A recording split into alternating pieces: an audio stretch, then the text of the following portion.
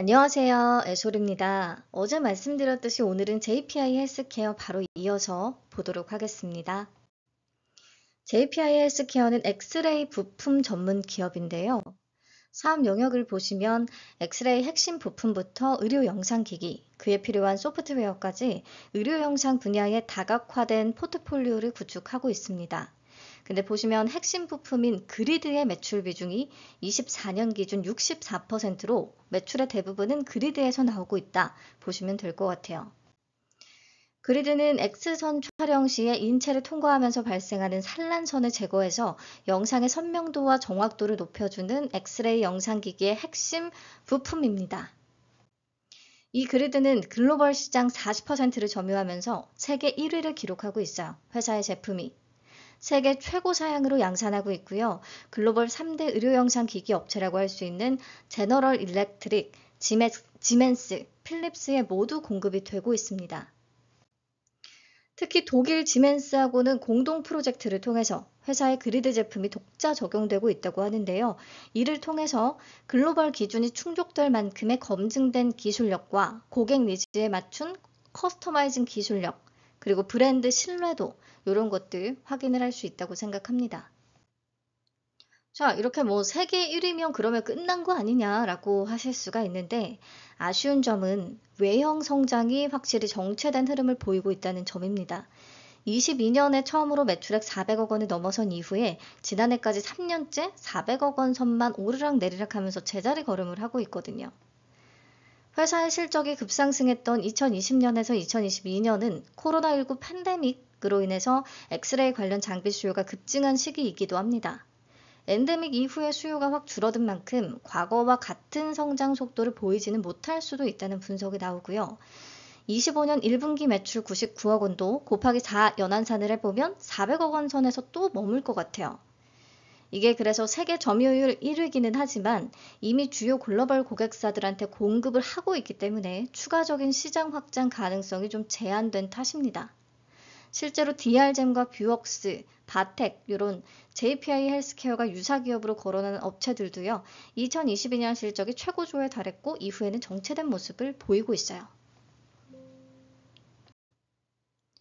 그럼 이것을 어떻게 타개해 나갈 것이냐? 차세대 정밀 의료 영상 기기를 신성장 동력으로 삼겠다고 얘기합니다. 디지털 토모신테시스 기반의 스트릭션과 이동형 저설량, 고정밀 CT인 디텍시티가 그것들인데요. 디지털 토모신테시스, DTS는 엑스레이 튜브가 회전하면서 여러 각도에서 단면 영상을 생성, 병변을 더욱 선명하게 확인할 수 있는 기술이거든요. 일반 엑스레이 촬영으로는 구분하기 어려웠던 미세 골절 같은 진단에 특화되어 있습니다. 현재 경쟁사들의 일반 DTS는 대학병원과 상급병원 위주고 가격도 막 3억 원에서 4억 원대까지 부담이 엄청 큰 편인데 회사가 개발한 스트릭션은 중소병원 위주이기도 하고요. 가격대가 1억 원대로 훨씬 저렴하면서 방사선 노출을 최소화시켰고 짧은 시간 안에 정확한 입체 영상을 제공할 수가 있대요. 그리고 디테시티는 이동형 CT예요. 그래서 응급실이나 선별진료소, 수술실, 이동형 병원 등등 고정형의 한계를 넘어선 시장 확장성을 가질 수가 있고요. 마찬가지로 방사선 피폭량은 줄이고 유지보수 비용도 일반 고정형 대비해서 4분의 1 수준이면서 한 번 촬영에 CT, 일반, 투시 영상 세 가지 모두 확인 가능하다는 장점을 가지고 있습니다. 아직은 근데 이동형 CT 시장이 초기이기도 하고 그래서 의료 영상 기기 쪽의 매출 비중은 미미한 수준입니다. 근데 여기서 또 우려가 나오긴 하더라고요. 지금 주력 수익원인 그리드 사업은 김진원 전 대표가 육성을 해놓은 것이고요. 현재 김진국 대표가 집중했던 게 의료 영상 기기 쪽인데 아직은 매출 초기 단계라서 향후에 포트폴리오를 다각화하는 작업이 조금 더딜 수가 있다. 네. 아무튼 앞으로 고부가 가치의 그리드 솔루션을 더 강화하고 앞에서 언급했던 두 가지 의료기기 시장 확대에 더해서 수의 영상 진단용 AI 플랫폼을 통해서 반려동물 의료 시장에까지 진출을 하겠다라고 밝히고 있습니다. 우리는 얘가 공모 구조가 괜찮으면 좀 단기로 치고 빠질 수 있는 그렇게 하시면 될 것 같은데 장기 투자하실 분들은 그리드 이외의 영역에서의 실적 증가 꼭 확인을 해주셔야 될 것 같아요. 자, 공모가 산정 내역 보시죠. 비교 기업으로 PNS, 미케닉스, 나노엔텍, 리메드, 메디아나, 휴비츠, 뷰웍스 총 6개 종목을 선정했는데요. 이 중에 사업 연관성이 있다라고 평가가 되는 기업은 리메드, 휴비츠, 뷰웍스 정도입니다. 특히나 PNS, 미케닉스는 로봇 쪽으로 엮였기 때문에 되게 다른 느낌이긴 해요. 그리고 공교롭게도 유사성이 있는 3개 회사의 PER은 20배 미만인데 PNS 미케닉스와 나노엔텍의 PER이 30배 이상이라서 평균 퍼가 좀 높아진 감이 있습니다. 자, 주당 평가가액은 25년 1분기 LTM 순이익 약 62억 원을 적용을 해서 25,928원 산출했고요. 여기에 할인율 36.36%에서 22.86% 적용, 최종 밴드 16,500원에서 2만 원을 제시했습니다. 그리고 앞에서 이제 사업 연관성이 높다라고 봤던 리메드, 휴비츠, 뷰웍스하고만 밸류 비교를 다시 해봤는데 리메드는 어제자 시총 기준 14.17배, 휴비츠는 14.66배, 뷰웍스는 13.84배, JPI 헬스케어는 상단 기준 16.47배. 그러니까 동종업계 대비해서는 이미 약간은 좀 높은 수준이라 보여서 가격 메리트가 크진 않다라고 생각을 했어요. 근데 이 종목은 사이즈가 좀 가볍거든요. 그래서 밸류를 떠나 상단으로 받아들여질 확률이 매우 높습니다. 자, 그럼 수요 예측 결과 이어서 볼게요. 경쟁률이 942.71대 1, 2172개의 기관이 참여했습니다. 그러면 규모를 고려했을 때 한라캐스트보다 경쟁률은 좀 낮은 것이다. 그리고 참여 건수도 꽤 적었다라고 볼 수 있습니다. 가격 분포표 확인하시면 밴드가 16,500원에서 2만 원이었죠. 한 개를 제외한 대부분의 기관은 상단 이상을 써냈습니다. 그래서 공모가는 상단인 2만 원으로 확정이 됐고요. 그에 비해서 확약은 낮습니다. 건수 기준 2.85%, 수량 기준 3.03%, 의미가 없는 수준인데 이걸 보면 기관들의 의도를 읽을 수가 있어요. 아, 단타로 짧게 치고 빠지겠다. 뒤에서 얘기하겠지만 이게 공모 구조상의 장점은 있거든요. 그래서 우리도 단기로 칩바 좀 노리면 되겠습니다. 수요 예측 결과는 종합적으로 보통 수준이에요. 좋다고 할 수는 없죠. 넘어가서 공모 개요 체크하겠습니다. 공모가가 2만 원으로 확정이 되면서 공모 금액은 316억 원, 시가총액은 약 1,021억 원의 사이즈로 상장을 추진합니다. 청약은 11일부터 12일까지 진행되고 환불까지 이틀 걸리고요. 상장은 8월 21일 삼성 스펙 10호와 동시로 예정이 되어 있습니다. 키움증권의 단독 주관이고요. 최소는 20주입니다. 증거금 20만 원. 이번 공모는 신주 모집 57%와 구주 매출 43%로 진행이 되는데요. 구주 매출의 주체는 2대 주주인 YJA 헬스케어 사모투자합자회사와 김진국 대표이사의 배우자인 이승혜 씨 지분입니다. 구주 매출의 비중이 꽤 높아요. 그 공모자금 가운데 기업의 몫이 그만큼 줄어들기 때문에 당연히 부정적으로 볼 수밖에 없습니다. 근데 구주 매출 비중을 높인 대신에 상장일의 오버행 리스크는 낮출 수는 있었겠죠. YJA 인베스트먼트가 구주 매출을 제외한 나머지 물량에 대해서는 그래도 자발적인 보호 예수를 걸어주기는 했거든요. 아무튼 성장성도 좀 정체 구간인데 이렇게 되면 구주의 엑시트를 위한 공모가 아니냐라는 말이 나올 수밖에 없는 부분이라고 생각합니다. 우리차주 조합에 배정된 물량은 없습니다. 자, 그래서 상장일에 유통 가능한 물량을 체크를 해보면 주식 총수의 30.95%에 해당하는 158만 주가 딱 나올 수가 있는데요. 기존 주주의 물량은 없습니다. 공모주주 물량만 당일은 바로 유통이 가능해요. 요게 장점이죠. 그리고 금액으로는 316억 원, 공모가 기준 가볍고요. 보시면 YJA 헬스케어 인베스트의 나머지 물량들은 3개월, 4개월, 5개월, 6개월 의무 보유가 약속이 되어 있습니다.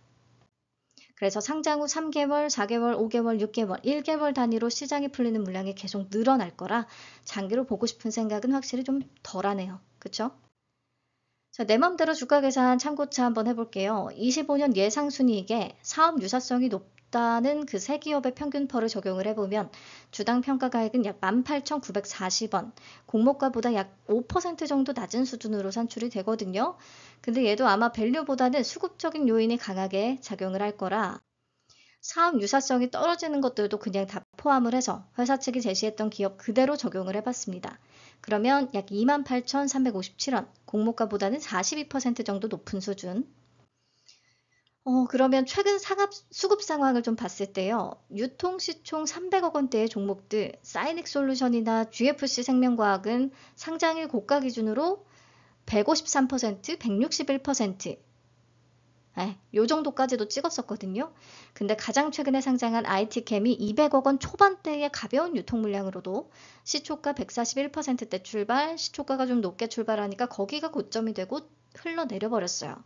그래서 시초 매수세가 다시 약해지거나 고점이 좀 낮아질 가능성 생각은 해야 되겠고요. 더군다나 상장 일정이 줄줄이 쏘세진 상황의 뒤쪽 일정이기 때문에 더더욱이 수급이 다소 약해질 거 고려를 해야 합니다. 네, 그럼 장단점으로 최종 정리하겠습니다. 장점은 글로벌 그리드 시장 1위라는 거, 유통가는 금액 300억 원 초반대로 사이즈 가볍다는 거, 상장일에 나올 수 있는 기존 주주의 물량이 없다는 거. 그러니까 수급이 붙을 만한 그런 공모 구조상의 장점은 가지고 있는 거죠. 근데 회사 자체의 성장성에 의문이 있고 밸류는 약간은 어떤 애매한 부분? 삼성 스펙은 140억 원짜리기도 해서 이쪽으로 수급이 잘 가진 않을 것 같은데 그래도 동시 상장이라는 것이 단점. 그래서 얘도 가볍긴 하지만 베스트까지는 아닌 느낌입니다. 그럼 배정 물량과 청약 한도 체크할게요. 키움에 39만 5천 주가 배정돼서 균등 물량은 19만 7,500주고요. 일반 등급은 2만 주까지 청약 가능합니다. 증거금 2억 원까지. 최소는 20주, 20만 원 준비하셔야 되고요. 청약 건수는 24만 건 정도를 예상해 봤고요. 그러면 균등 수량이 0.82주, 추첨 한 주가 될 것으로 생각합니다. 증거금은 5조 원 정도 잡아봤습니다. 그러면 비례 경쟁률이 2,532대 1 정도가 되거든요. 안전한 비례 안주 증거금은 2,500만 원 정도 생각하고 있습니다. 예상 경쟁률 기준으로 1억 원 정도 청약 시의 기대 수익 계산해 보겠습니다. 균등은 한 주, 비례가 4주 가능하다면 배정 금액은 딱 10만 원이 되잖아요. 기대 수익률은 저는 50에서 80% 정도를 잡았습니다. 50% 기준의 기대 수익은 5만원, 60% 기준은 6만원, 80% 기준은 8만원. 파킹 이틀치 이자는 약 1,198원. 그래서 얘도 파킹에 놔두는 것보다는 그래도 비례에 참여하는 게 낫지 않겠나 생각은 합니다. 사실 JPI 헬스케어 그리고 한라캐스트 둘 다 기업 자체의 어떤 섹터 매력이나 가격적인 부분에서의 매력 비슷하게 덜하긴 하거든요. 근데 JPI 헬스케어는 가볍고 기존 주주의 비중이 없다는 그런 유통물량상의 장점이 확실히 있는 거고 한라캐스트는 하루 먼저 단독 상장이라 수급 측면에서 조금 더 좋을 수는 있고 가격 자체는 또 5,800원이라 밸류를 떠나서 부담이 덜하고 공모 물량과 규모가 훨씬 커서 증거금 규모 비슷하게 들어오면 받을 수 있는 금액이 더 크다. 받을 수 있는 물량도 더 많고 뭐 그런 장점이 있을 겁니다. 이렇게 봐서는 비교 우위를 따지는 게 쉽지 않은 거죠. 그래서 기대 수익률로 좀 비교를 해보자면 같은 1억 원 정도를 투입을 한다고 했을 때 제 예상 경쟁률 기준으로는 기대 수익의 차이가 크진 않습니다. 그래서 반반 나눌까 좀 생각 중이기는 한데요. 이게 경쟁률에 따라 달라지는 거라 청약 1회 당일에 비교를 다시 하면서 따져보시는 게 좋겠습니다. 네, 그럼 마지막으로 그래픽 들고서는 또 올게요. 남은 주말 해피하게 잘 보내시고요. 내일 또 뵙겠습니다. 아니다. 오늘 저녁에 준비 가능하면 오늘 오고요. 아니면 내일로 넘길게요. 네, 언제가 됐든 다시 또 만나요. 안녕.